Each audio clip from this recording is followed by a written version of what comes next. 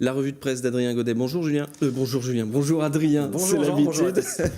Forcément. On commence cette revue de presse avec Ouest France qui nous parle d'un coup de gueule. Effectivement, coup de gueule des magistrats nantais dans cet article de Ouest France. Ces magistrats qui expliquent dans cet article de Thomas Heng qu'ils n'enverront plus de détenus dans le centre de semi-liberté à Nantes tant que les locaux seront dangereux. Alors c'est un ancien pavillon de chasse en fait qui est situé au nord de Nantes, des détenus qui travaillent le jour et qui vont y dormir la nuit.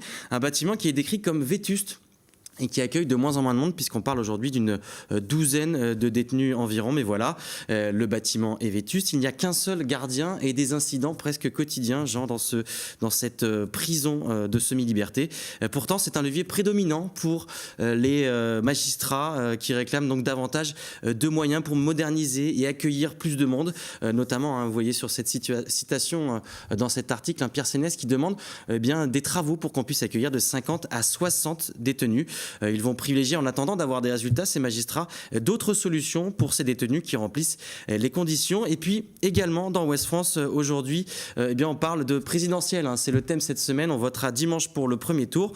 Louise Marie qui donne quelques chiffres. 200 bureaux de vote à Nantes, 194 000 personnes qui sont inscrites sur les listes électorales. L'article nous explique qu'il faut notamment trier les enveloppes selon les couleurs. Les anciennes qui sont utilisées, qui vont être recyclées, ne sont pas forcément à la bonne couleur, donc ça pose quelques soucis, en tout cas en termes de logistique.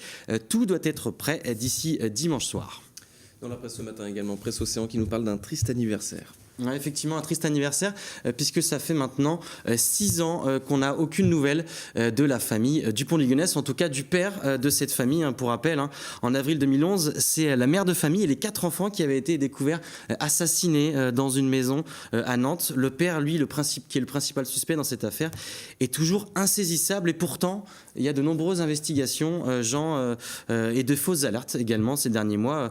Pour exemple, Jérôme Jolivet de Presse Océan évoque un signalement à Montluçon, c'était en octobre dernier, mais aussi dans le monde entier. Rien n'est laissé au hasard. On apprend par exemple dans cet article de Presse Océan qu'une réunion était prévue avec le procureur de la République, Pierre Sénès, et la juge d'instruction chargée de l'enquête. Elle a été annulée puisque c'est tombé en pleine affaire Troadec. Et puis très rapidement, ce petit clin d'œil pour cette bonne initiative.